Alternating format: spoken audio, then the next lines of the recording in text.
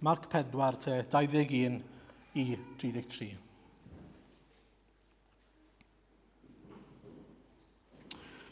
Dywedodd wrthynt, a fydd rhywun yn dod â chanwyll i'w dodi dan lester neu dan wely. Ond nid yn hytrach i'w dodi ar gan hwyllbren, oherwydd nid oes dim yn gyddiedig ond i gael ei amlygu, ac ni bu dim dan gêl ond i ddod i'r amlwg. Os oes gan rywun glistio i'w rando, gwrandawed. Dywedodd wrthynt hefyd, ystyriwch yr hyn a glywch. Ar mesur yr rhowch, yr hoer i'ch ife, a'r rhagor a roer i chi. Oherwydd i'r sawl y mae ganddo yr hoer. Ond oddi ar y sawl nad oes ganddo, y cymerir hyd yn oed hynny sydd ganddo. Ac meddai, fel hyn y mae teyrnas Dduw. Bydd dyn yn bwrw'r had ar y ddeiar, ac yna'n cysgu'r nos a chodi'r dydd. A'r had yn egino ac yn tyfu mewn modd na sgwyr ef. Ohoni ei hun y mae'r ddeiar yn dwy'n ffrwyth, eginyn yn gyntaf yna tywysen, yna id llawn yn y dywysen. A phan fydd y cnwd wedi eiddfedu, y mae'n bwrw iddi ar unwaith a'r cryman, gan fod y cynheiaf wedi dod. Meddai eto, pa fodd y cyffelybwn deyrnas Dduw, neu i beth mae teyrnas Dduw yn debyg, neu ar ba ddameg y cyflwynwn hi. Mae'n debyg i hedyn mwstard. Pan heir ef ar y ddeiar, hwn yw'r lleiaf o'r holl hadau sydd ar y ddeiar. Ond wedi ei hau, y mae'n tyfu ac yn mynd yn fwy na'r holl lysiau, ac yn dwy'n canghennau mor fawr nes bod adar yr awyr yn gallu nythu dan ei gysgod. Ar lawer o'r fath amhegion yr oedd ef yn llefaru'r gair wrthynt yn ôl fel y gallent wrando. A34, heb ddameg, ni fyddai'n llefaru dim wrthynt, ond o'r neilltu byddai'n egluro popeth i'w ddisgyblion ei hun. Amen. Wel, fel chi'n cofio, dameg yr heiwr oedd wrthos diwetha, beth oeddwn ni'n gweld oedd esboniad Iesu, yr hadyn yw gair Duw sydd yn cael ei blannu yng nghalonnau pobl, a fod calonnau pobl fel tiroedd gwahanol yn glanio ar lefydd gwahanol, ac felly mae tir da yn dir ffrwythlon i dderbyn, i groesawu gair Duw, i groesawu yr efengil ac i dderbyn Iesu Grist. Ac oherwydd hynny, oherwydd bod nhw'n derbyn Iesu Grist, maen nhw'n dwy'n ffrwyth dros 10 ar 20 ac yn y blaen a 60 gwaith yn y diwedd. Ni'n gweld twf trwy'r efengil. Wel, mae Iesu'n adeiladu ar y darluniau yna heddi. Mae'n cymryd y darlun cyntaf yna, mae'n mynd â fe ymhellach mewn gwirionedd. A beth mae eisiau ni weld yw beth sy'n digwydd nesaf. Ar ôl dod at Iesu, ar ôl croesawu Iesu, beth mae Iesu'n dymuno ei weld yno ni? Beth sy'n digwydd yn heyrnas Dduw ar ôl derbyn Iesu Grist? A felly derbyn Iesu Grist yw'r dechrau. Yr hadyn yn cael ei blannu. Nawr mae'n dechrau sôn nawr am beth sy'n digwydd ar ôl hynny. Beth mae'r arglwydd yn ei wneud, sut mae'n meithrin os hoffwch chi yr hadyn yna. Ni'n mynd i edrych ar 3 pheth te. Yn gyntaf, dyw Iesu ddim wedi dod i'n calonnau ni mwyn i ni gael ei guddio fe. Mwyn i ni ei guddio fe. Dyw Iesu ddim wedi dod i'n calonnau ni mwyn i ni guddio fe. Dyma'r ddameg gyntaf te, edrychwch arno fe, adnod 21 ymlaen. Yn y ddameg yma, mae'n hawdd meddwl fod mae nid ni yw'r ganwyll, ond mae'n hawdd meddwl mae ni yw'r ganwyll a mae Iesu yw'r goleuni ar y ganwyll ar y top. A mae dyna beth mae'n sôn am. Hynny yw bod e'n cynnau canwyll. A mae rai fersiynau yn awgrymu hynny. Ond os edrychwch chi ar y Groeg, ac mae'r Gymraeg a'r rhai fersiynau Saesneg yn dangos hyn i ni, dylen ni ddarllen e fel hyn. Ydy canwyll neu lamp yn cael ei gynnau mwyn ei ddod ei mewn wedyn a'i guddio dan lester. So, y darlun yw, ydy rhywun yn dod â lamp i mewn i stafell mwyn iddo fe gael ei guddio. Yn yr un ffordd, ydy hadyn yn cael ei ddod ei mewn i dir da mwyn iddo fe beidio tyfu? Na. Wel nawr mae'n gweud, ydy lamp yn dod mewn, lamp yr Efengil, lamp Iesu Grist, ydy Iesu Grist yn dod mewn i'n calonnau ni mwyn i ni guddio fe? Na. A felly, nid ni yw'r ganwyll, ni yw einau y fasged neu y canhwyllbren. Yr hyn sydd yn dal y ganwyll i fyny. A dyna mewn gwirionedd yw'r cwestiwn cyntaf heddi. Beth ydy ni? Mae'r Efengil wedi dod mewn i'n calonnau ni, os ydyn ni'n Gristnogion, mae Iesu wedi dod i breswylio yno ni, mae goleuni Crist nawr yn byw yno ni. Ydyn ni'n ganwyllbrennau neu ydyn ni'n fasgedi? Ydyn ni'n cuddio gogoniant Iesu Grist neu ydyn ni'n ei ddangos e? Dyna'r ddau opsiwn mae Iesu yn ei roi i ni. Ac wrth gwrs, y pwynt yw, mae Iesu'n neud yn glir iawn, fel i ni'n gwybod, mae goleuni i'w gael i ddangos.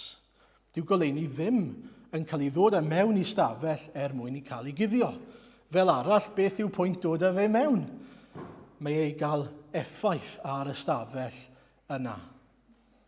A felly, mae Iesu Grist wedi dod mewn i'n bywydau ni. Mae'r hadyn wedi cael ei blannu yn ein bywydau ni, yn ein calonnau ni. Beth newn ni gyda fe?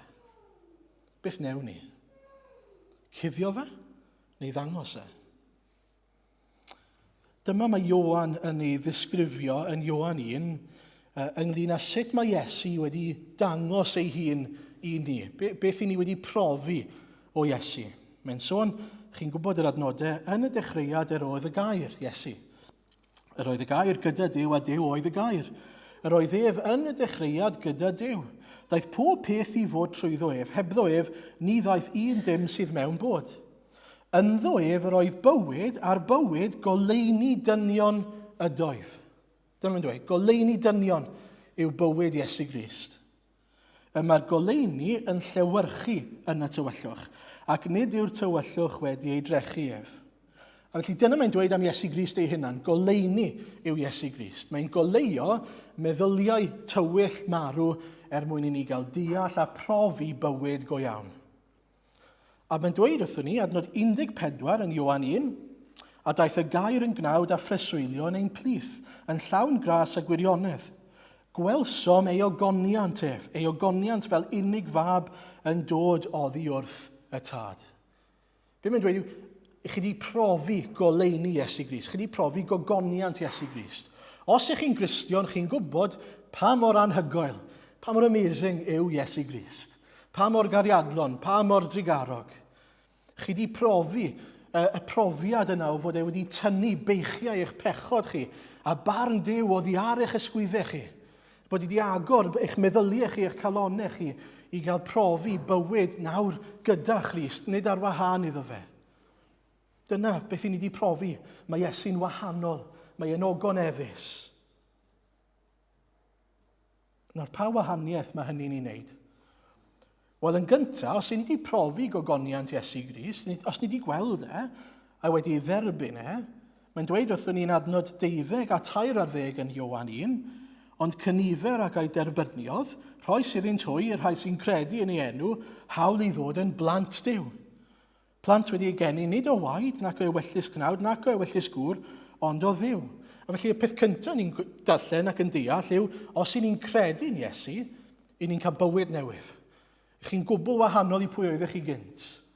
I chi nawr yn blentyn Duw, nid yn amddifad, nid yn rhywun sydd yn byw i chi'ch hunan, chi nawr yn perthyn i Dduw. A mae'r cyfan mae Duw eisiau eich cyfer chi ar gael i chi yn Iesu Grist. Ond mae'n mynd ymhellach na hynny. Nid just hynny ni. Ni'n just yn blant Duw nawr ac yn derbyn bendithion a derbyn etifeddiaeth. Mae Iesu'n sôn am yr un math o darlun y lamp yma yn y bregaeth ar y mynydd yn Mathew 5. A mae'n esbonio i ni, oherwydd bod chi wedi cael eich ailenni, chi wedi cael eich trawsnewid, mae'ch pwrpas chi nawr yn hollol wahanol.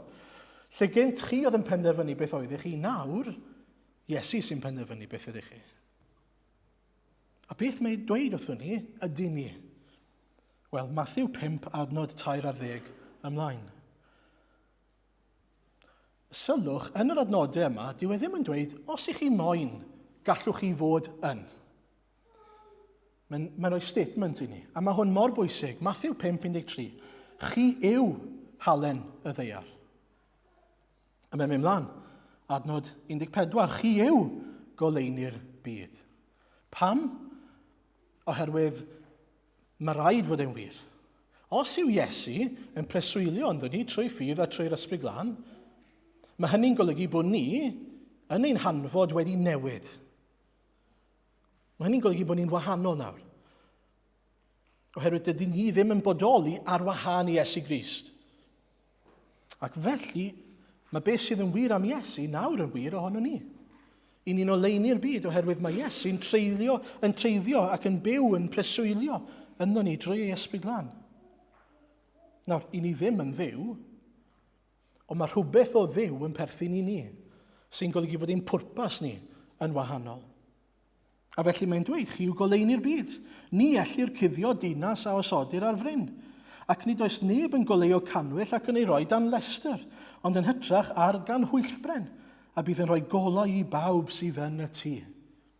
Chi'n gweld, i ni di mynd o fod yn bobl sydd â dim byd i'w gynnig i neb, ac yn bobl sydd yn byw i ni'n hunan, i fod nawr yn bobl sydd wedi profi Iesu, sydd nawr gyda Iesu ynddo ni, trwy ffydd a trwy'r ysbryd, a nawr mae'n pwrpas ni wahanol. I ni nawr yn lampau. I ni nawr yn oleini'r byd. Nid oherwydd pwy ydy ni, ond oherwydd pwy sy'n preswylio yno ni. Mae'n bwysig wneud y gwahaniaeth wrth gwrs. A felly beth i ni i wneud yw dangos nid ni'n hunan, nid brolio yn ein hunain, ond dangos Crist yno ni. Crist yno ni gobaith y gogoniant. Dyna mae Paul yn dweud. A felly dyna ein rôl ni mewn bywyd. I ni fod yn halen a goleuni, nid yn yr ystyr bod pobl i edrych arno ni a gweld, waw, mae Aron yn amazing. Ond yn hytrach, edrych arno ni a dweud, waw, mae Duw Aron yn amazing. Achos edrychwch beth mae wedi gwneud drosto fe. Edrychwch sut mae wedi newid e. Chi'n gweld y gwahaniaeth? A mae'n bwysig, mae'n her anferthol i ni. Mae'n mynd mlaen i ddweud, felly boed eich goleuni chwythau lewyrchu ger bron eraill.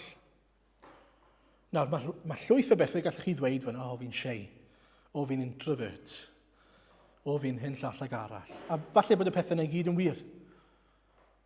Ond mae gair Duw dal yn sefyll. Boed eich goleuni chi lewyrchu ger bron eraill. Mae pobl angen gweld mor arbennig yw Iesu Grist. Nid chi, Iesu Grist. Ond beth sy'n rhyfeddol yw fod e'n dangos i bobl mor rhyfeddol yw e, mor ogoneddus yw e, trwyddo ni. Beth bynnag eich natur chi. Peidiwch â gadael i hynny amharu ar pwy yw Iesu Grist a beth mae Iesu'n ablu i wneud. Ac felly, mae'n bwysig bod ni'n gofyn y cwestiwn, wel, sut allwn ni wneud hyn? Sut allwn ni lewyrchu y goleuni yma, gogoniant Iesu Grist, mewn byd fel sydd ohoni heddi? Oherwydd falle bod chi gyd yn ymwybodol, wel, dwi'n pechu trwy'r amser, dwi'n syrthio'n fyr, dwi'n profi amheuon, dwi'n ddiffygiol mewn sawl ffordd, dwi ddim yn byw fel y dylen ni fyw. A felly, sut alla i ddweud wrth bobl eraill i edrych ar y mywyd i, os ydw i fy hunan yn ddiffygiol? Cwestiwn da, cwestiwn pwysig i ofyn. Ond fi eisiau dangos rhai adnodau i chi mae Paul yn ei ddweud. A cofiwch nawr, mae Paul yn ysgrifennu llythyrau fan hyn at bobl ac at eglwysi gwahanol. Maen nhw'n gyhoeddus. Maen nhw mor gyhoeddus nes bod nhw yn y Beibl, y world's bestseller, right? So mae lot o bobl wedi darllen nhw. Ond mae'n dweud yn 1 Timotheus 1, adnod 15 i ddechrau, a dyma air i'w gredu sy'n teilyngu derbyniad llwyr. Daeth Crist Iesu i'r byd i achub pechaduriaid, a minnau yw'r blaenaf ohonynt. Nid finnau oedd y blaenaf ohonyn nhw, finnau yw'r blaenaf ohonyn nhw. Dyna tystiolaeth Paul. Fi yw'r blaenaf o pechaduriaid. Wedyn Rhufeiniaid 7, adnod 15. Mae'n dweud yn gyhoeddus i eglwys. Ni allaf ddeall fy ngweithredoedd, oherwydd yr wyf yn gwneud, nid y peth yr wyf yn ei ewyllysio, ond y peth yr wyf yn ei gysau. Mae'n dweud, fi'n neud pethau fi ddim eisiau wneud. A'r pethau fi eisiau wneud, fi ddim yn ei wneud nhw. Unrhyw un arall yn teimlo fel yna? Weithiau? Dwi'n ddod lan pwy sy'n teimlo fel yna weithiau. Os chi'n onest. Rhaid chi'n onest, good. Chi'n gweld dyna'n tystiolaeth ni. Nid cuddio'r pethau yna dylen ni'n neud, dangos y pethau yna. Dweud wrth bobl, dwi'n bechadur. Ac as far as I'm concerned, achos fi'n nabod yn hynna, fi yw'r mwyaf ohonyn nhw. A chi'n gwybod beth? Mae'n y bethau fi eisiau wneud fi ddim yn ei wneud nhw. A vice versa. Ond, mae Iesu'n drigarog. Mae Iesu wedi maddau. Mae yna frwydr yn mynd mlaen. A mae Paul yn mynd mlaen yn Rhufeiniaid 7 i ddweud yn adnod 17, ond y gwir yw, nid mae fi sy'n gweithredu mwyach, ond pechod sy'n cartrefu yno fi. A felly'n lle cadw'n dawel am y frwydr yma, mae'n dangos y frwydr. Mae'n esbonio'r frwydr i bobl. Fi'n credu weithiau bod ni'n colli golwg ar beth yw tystiolaethu. Beth yw ei ddangos Iesu Grist i bobl? Wel, yn sicr, nid dangos ein bod ni'n berffaith yw e. Nid dangos ein bod ni'n well na pobl eraill yw e, achos dyw e ddim yn wir, celwydd yw hwnna. Beth i ni ddangos i bobl eraill? Wel, un peth i ni ddangos yw i ni'n bechaduriaid. Pechaduriaid sydd wedi profi gras Dyw, wedi profi maddeuant Dyw. Ar y llaw arall, i ni eisiau dangos iddyn nhw, ein bod ni, mewn brwydr, ond nawr i ni ddim mewn brwydr rhwng dyn a Dyw, i ni nawr mewn brwydr wahanol, sef cnawd ag ysbryd. Mae yna rhywbeth wedi newid yno ni, i ni yn wahanol. Oherwydd i ni ddim yn cysau Dyw a Dyw yn cysau ni, hynny yw bod ni mewn brwydr gyda Dyw, mae Dyw yno ni nawr. A felly mae'r frwydr yn wahanol, dyna sydd yn Rhufeiniaid 7. Nawr mae'r ysbryd yn preswylio yno ni. A felly mae e yn ein newid ni. Mae e yn gwneud gwaith ynddo ni. A felly ni yn dangos reality ein cyflwr ni, i ni'n bechaduriaid, i ni'n cwmpo'n fer, bob dydd. Fi dal yn pechu, bob dydd. Sori os mae hwnna'n sioc i chi, ond mae'n wir. Fi'n pechu bob dydd. Ond fi hefyd yn gweddio ac yn siŵr bod hi'n pechu llai wrth i fi dyfu. Wrth i fi dyfu mewn cariad tuag at yr arglwydd. Ac wrth i'r ysbryd glân weithio ynddo fi i draws newid fy meddwl i. Anghalon ni. A'r mwyaf fi'n dod i garu'r arglwydd, y mwyaf fi'n dod i gysau pechod. Ac felly, beth i ni eisiau bobl weld yw ein natur ni a natur newydd ni. Bod ni'n bechaduriaid, ond bod ni hefyd wedi cael genedigaeth newydd. Ein bod ni'n wahanol. A felly mi fydd pobl yn edrych ar ein gweithredoedd ni, ond yn fwy na'n gweithredoedd ni, ein ffrwyth ni. Ein bod ni'n dwy'n ffrwyth mwyn yr arglwydd. Ein bod ni'n tyfu mewn tebygrwydd i'r arglwydd Iesu. Pam? Nid mwyn iddo fe'n achub ni, ond oherwydd fod e wedi'n achub ni'n barod, a'i fod e'n dymuno i ni fod fel y mae e. Oherwydd dyna sy'n dda i ni. Dyna wedi bwriadu o'r dechrau. Chi'n gwybod mae eisiau bobl wybod hynny. Mae eisiau bobl wybod yr efengyl. I wybod mae trwy ras a trwy ffydd yr ydych chi'n gadwedig. Nid trwy weithredoedd dynol. A mae'n galed nag yw e. I fi wedi cael sawl sgwrs dy phobl, a maen nhw'n dal, os pa mor glir fi'n trial dweud dyn nhw dal ddim yn ei ddeall e. A felly mae eisiau ni ddal ati i ddweud wrthyn nhw. Dal ati. Nes fod yr arglwydd Iesu yn agor eu llygad nhw. Dyna'r allwedd mewn gwirionedd. Ond o'n rhan ni, o ran ein cyhoeddi ni, mae'n bwysig bod ni ddim yn dod yn rhagrithiol. Yn bod ni'n hypocritical. Yn bod ni'n dweud pethau a bod ni'n byw mewn ffordd gwahanol. Mae eisiau bod ni'n gweud pethau, dyma sut fi'n bwriadu byw ac eisiau byw, ond dwi hyd yn oed yn cwmpo'n fer o hynny. Ond nid dyna fesur fy achubiaeth i. Pan dwi'n cwmpo'n fer, dyw e ddim fel snakes and ladders. Lle, os fi'n cwmpo'n fer na fe, fi'n nôl lawr cwpl o pegs. A mae rai fi weithio'n ffordd nôl lan i'r nefoedd. Na. O ran statws, fi'n gadwedig. O ran sancteiddrwydd, dwi dal yn gweithio. A mae'n bwysig bod pobl yn dod i weld hynny, a ni'n cofio hynny ein hunain. A felly mae Iesu yn gwneud yn glir yn Marc ac yn y bregaeth ar y mynydd fod gogoniant Iesu'n cael ei i adlewyrchu ei ddangos trwom ni. Ni yw halen y ddeiar, ni yw goleini'r byd. Ni wedi derbyn goleini gogoniant Iesu Grist, dangoswch e. Peidiwch â bod yn ofn. Gadewch i bobl weld e. Dychmygwch bod rhywun chi'n nabod yn dost a bod nhw wedi mynd i ryw afon mwyn cael iachad. A bod nhw wedi mynd mewn i'r afon yma a wedi dod mas wedi ei iachau. A wedyn maen nhw'n mynd at rhywun arall oedd yr un salwch â nhw ac yn sôn dim byd am yr afon. O, ti'n dost o'n drist. Gobeithio ni wedi wella'n fian.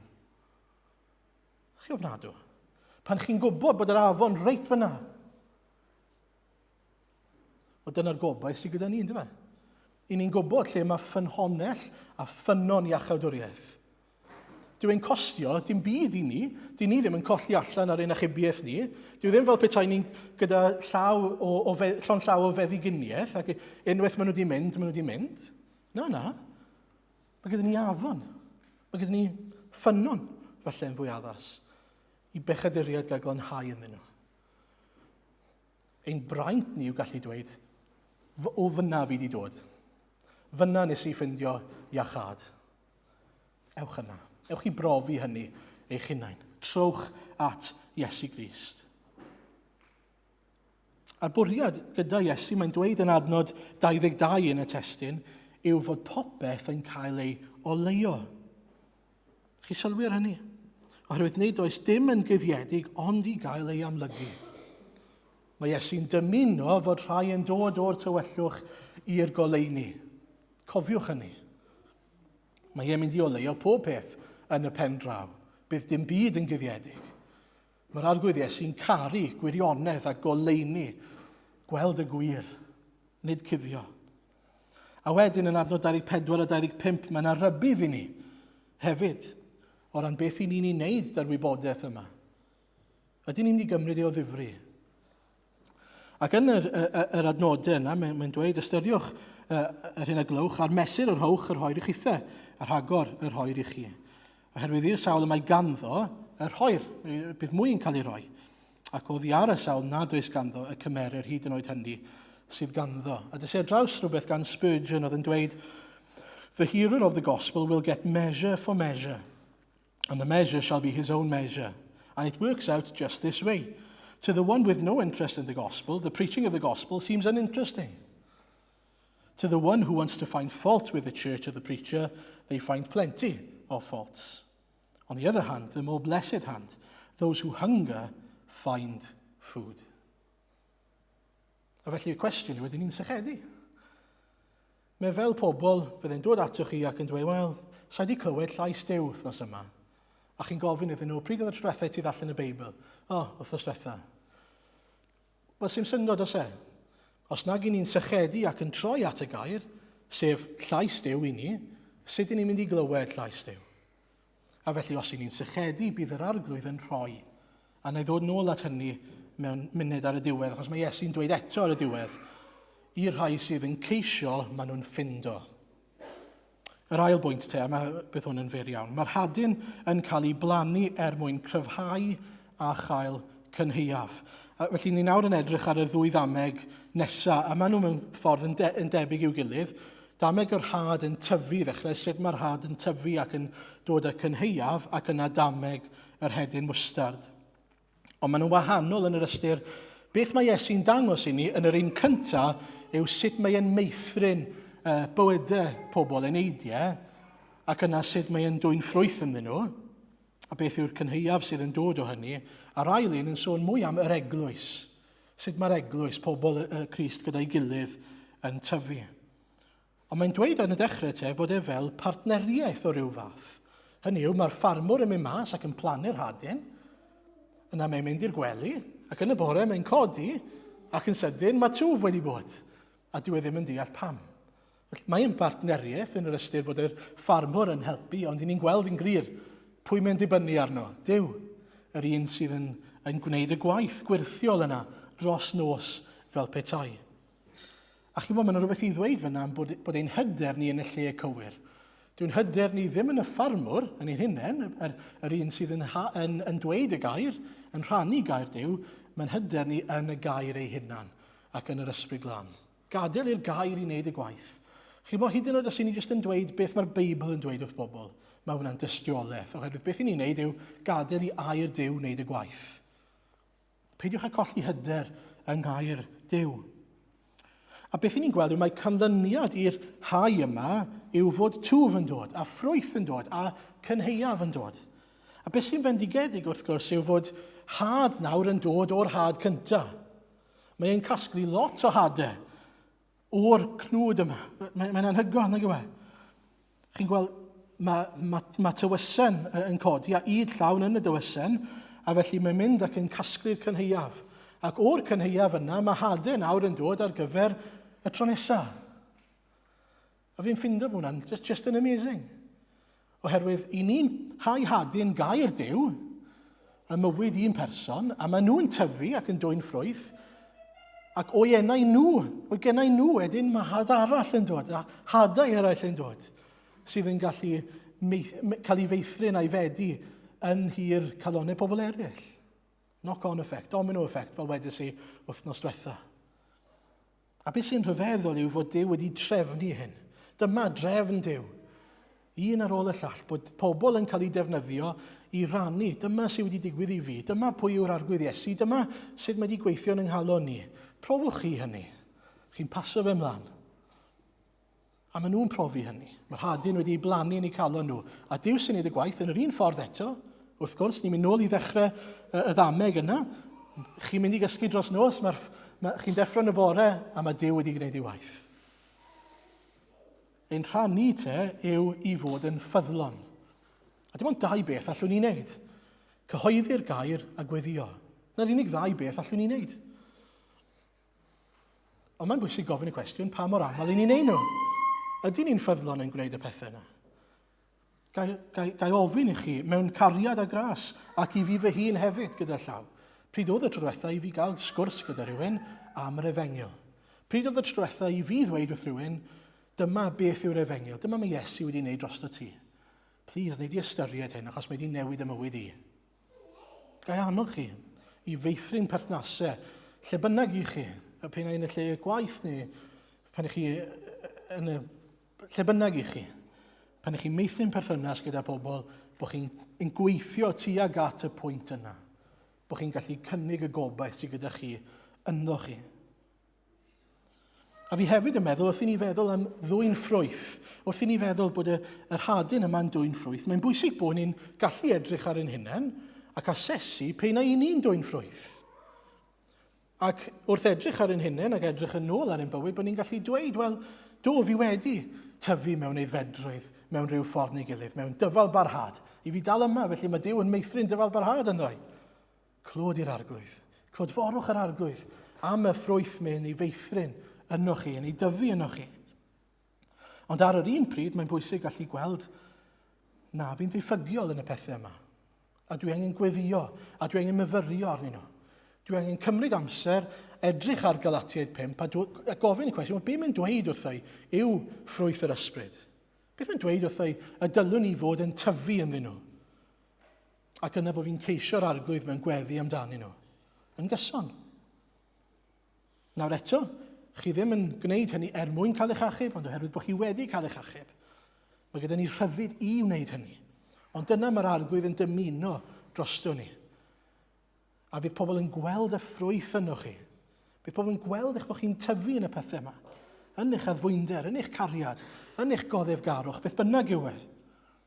A bydden nhw'n gofyn, wel, beth sy'n wahanol amdano ti? Pam? A bod ni'n gallu pwyntio nhw at yr arglwydd Iesu. Nawr, mae yna rai cafiat fi'n credu i hynny gyda llaw. A mae'n bwysig dweud hynny. Byddwn ni ddim yn cynghori i chi ar eich pen eich hunan i geisio asesu lle chi arni yn ysbrydol os o salwch meddwl gyda chi, enghraifft. Oherwydd, chi ddim yn gallu gweld gyda cydbwysedd yr hyn sydd angen i weld yn eich bywyd chi. A felly peidiwch â gwneud pryd hynny. Ond os i chi'n dioddau, dewch a gwneud e gyda pobl eraill yn yr eglwys. Neu dewch a gofyn am help i wneud e. Gofyn am help i geisio'r arglwydd mewn gweddi. Pen chi'n gallu asesu eich bywyd chi neu ddim, nid dyna'r peth pwysig. Y peth pwysig yw bod chi'n gofyn i'r arglwydd fel arglwydd meithrin y pethau yma ynddo. ac yn ceisio'r arglwydd yn gyson amdani nhw. Bo chi'n dymuno fod yr arglwydd yn gweithio yno chi'n gyson, clod iddo fe ac i'w efengyl e. A felly, ewch adre, darllenwch Galatiaid 5, dechreuwch fan'na, mae'n le gret i ddechrau. A gofyn y cwestiwn, arglwydd, nid i'n feithrin y pethau yma fi'n ddiffygiol ynddyn nhw, os gweli di'n dda, fel fy mod i'n dy ogoneddu di, ond hefyd fel bod pobl eraill yn gweld y rym di, grym dysbryd, ac yn dy ogoneddu di trwy hynny. Ac yna, mae gyda ni yr hedyn mwstad, yr un ola. A fan hyn, mae'n sôn am, mewn gwirionedd, y deyrnas i gyd. A mae'n dweud bod y deyrnas yn debyg i hedyn mwstad. Chi'n dechrau off gyda hyn a hyn o ddisgyblion Iesu Grist. A chi yn tyfu ac yn tyfu ac yn tyfu ac yn y diwedd, mae gyda chi yr goeden anferth, hollol solid yma, yn fwy na unrhyw un arall, a does dim modd ei ffynnu hi lawr, does dim modd effeithio arni mewn unrhyw ffordd. Dyna eglwys Iesu Grist. A dyna'n cysur ni. Mae eglwys Iesu Grist yn gryf. Mae gwreiddiau hi yn ddwfn, dyw hi ddim yn mynd i unman. Dyw hi ddim yn mynd i unman mewn 2000 o flynyddoedd. Os oes 2000 o flynyddoedd eraill nes mae Iesu'n dod yn ôl, fydd e ddim yn mynd i unman. Mae eglwys Iesu Grist yn mynd i sefyll. Hyderwch yn hynny. Diolchwch i'r arglwydd am hynny. I chi'n rhan o deulu ac o eglwys byw sydd yn ddiogel yn nwylo Duw. Ac yn yr un pryd mae rhai commentaries yn sôn fan hyn yn ddiddorol fod Iesu yn defnyddio y darlun o fod adar yn nythu yn y goeden yma. A maen nhw'n gofyn y cwestiwn o leia, ydy yr un adar a sy'n dod ac yn bwyta yr hadau ar y stryd wrth i'r heiwr hau hadau yn nameg yr heiwr. Mae'n gwestiwn digon teg. Allai ddim dweud yr ateb wrthoch chi, ond mae'n sicr yn dangos rhywbeth i ni am y ffaith fod na wastod geifr a bleiddiaid yn dod ac yn ceisio dod i fewn i eglwys Iesu Grist ac eisiau sbwylio pethau. A nid ofni a rhyw fath o disbe anobeithio llwyr yw'r ateb i hynny. Yr ateb i hynny yw trystio yn yr arglwydd Iesu. Codi'n golwg at yr arglwydd Iesu a gweddio arglwydd cadw ni rhag yr un drwg. Cadw, gorchuddio ein eglwys ni, cadw amddiffynna rhofuriau o gwmpas ein eglwys ni arglwydd. Dyna'n gweddi ni fyna. Ond mae jyst yn atgoffa ni fi'n credu bod ni mewn brwydr. I ni ddim yn gwybod pe na dyna beth oedd Iesu yn dweud neu ddim. Allai ddim dweud gyda awdurdod ynglyn â hynny, ond mae'n sicr yn atgoffa ni o hynny, beth bynnag. A felly, jyst i orffen, mae Iesu ar y diwedd adnod 33 a 34 yn atgoffa ni fod yna bwrpas i'r ddameg yma. Ar lawer o fath ymhegion roedd ef yn llefaru'r gair wrthynt yn ôl fel y gallent brando. Heb ddameg ni fyddai'n llefaru dim wrthynt, ond o'r neilltu byddai'n egluro popeth i'w ddisgyblion ei hun. Chi'n gweld y pwrpas eto? Mae yna rai pobl sydd yn dod i Iesu am resymau anghywir. Mae yna rai pobl yn dod mwyn clywed y gair, mwyn profi Iesu ei hun. Ond mae yna rai yn dod mwyn profi beth sydd gan Iesu i'w gynnig o ran iachad corfforol yn enwedig. Nawr, fi wedi defnyddio'r darlun yma blaen, a fi'n meddwl bod e'n help. Dychmygwch nawr bod chi angen quadruple bypass, right? Mae'ch calon chi'n ffeili. Chi angen bypass, chi angen calon wedi cael ei drwsio, right? A drws nesau chi digwydd bod, mae yna yr heart surgeon gorau yn y byd, right? Mae'n byw reit drws nesau chi. A chi'n meddwl, gret, mae'r heart surgeon gorau yn y byd yn byw drws nesau fi. Mae rai fod e'n dda gyda'i ddwylo. So chi'n mynd rownd ato fe, a chi'n mynd, esgusodwch fi, Jim, fi'n clywed bod chi'n dda gyda'ch dwylo, mae rai bod chi'n heart surgeon, a mae'n halon i'n ffeili, fi angen quadruple bypass. Allech chi, plis, adeiladu cader gyfforddus i fi, achos fi'n stryglan, a fi angen rhywle cyfforddus i allu eistedd lawr a cael bach o hoi. Chi'n dwp i hwnna, ynddo fe? Chi'n gofyn am rhywbeth sydd, falle mynd i bod bach o help i chi, ond ddim yn delio gyda'r broblem. Be chi angen i'w calon newydd, a chi'n gofyn am sedd. Ffolineb llwyr. Yn yr un ffordd, oedd e'n ffolineb fod y dyrfa enfawr yma'n dod at Iesu am iachad yn hytrach nag am galon newydd.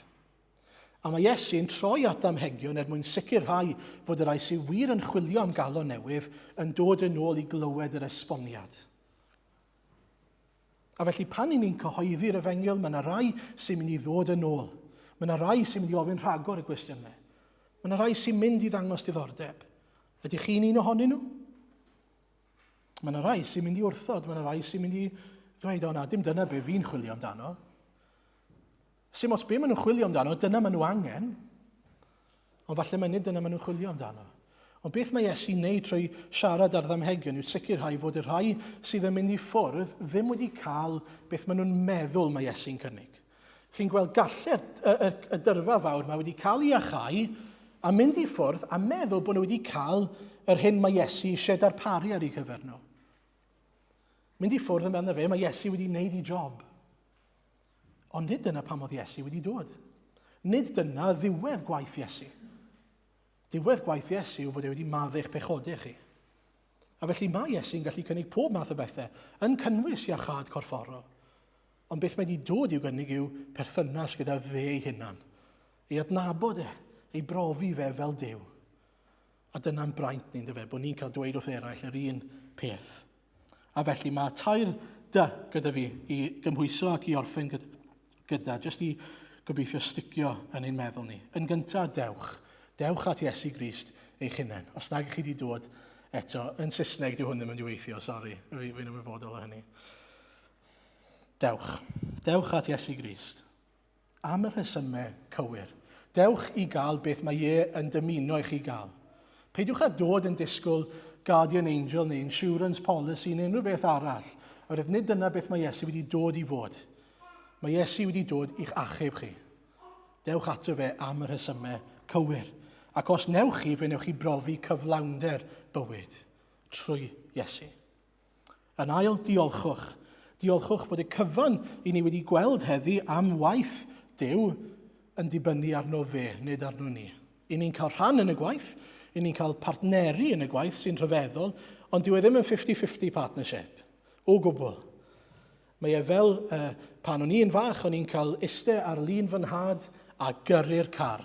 Nawr, o'n i ddim yn gyrru'r car, oedd trac fferm dyn ni, ac o'n i'n gallu cael yn rhoi ar lun fy nhad, fi oedd ein control yn llwyr, o'n i'n ffili cyrraedd y pedals, o'n i'n methu newid ger, y cwbl o'n i'n gallu gwneud oedd gyda'i help lliwio chydig bach. Fe oedd mewn rheolaeth, fe oedd yn gwneud y gwaith, ond eto o'n i'n gallu dweud, yn wir, nes i yrru'r car. Yr un peth, i ni'n cael pregethu gair Duw, i ni'n cael bod yn rhan partneri yn y gwaith, mai ei waith yw e. Diolchwch fod y cyfan yn dibynnu arno fe. A rheswm pam ni'n diolch am hynny yw, dychmygwch os bydde fe'n dibynnu arno ni. Pa obaith fydde yna. Ond mae'r cyfan yn ei ddwylo fe. Ac yn olaf te, dywedwch a dangoswch. Byddwch yn ganhwyllbren i efengyl ac i oleuni gogoniant Iesu Grist. Byddwch yn ganhwyllbren. Peidiwch â bod yn ofn. Dangoswch mor arbennig yw'r arglwydd Iesu. I ni yn gallu bod yn ofn. I ni'n poeni. Beth mae pobl yn mynd i feddwl ohono ni? Beth maen nhw'n mynd i ddweud? Ydyn nhw'n mynd i fod eisiau bod yn ffrindiau gyda ni wedyn? A fi ddim jyst yn sôn am yn yr ysgol fyna. Fi'n sôn am yn y gymdeithas. Ydyn nhw'n mynd i gau y drws arna os dwi'n dechrau sôn am y stwff Iesu Grist yma? Falle wir. Ond o leia chi wedi rhoi cynnig iddyn nhw i fynd at y ffynon. O leia maen nhw wedi clywed beth yw ffynhonnell gobaith.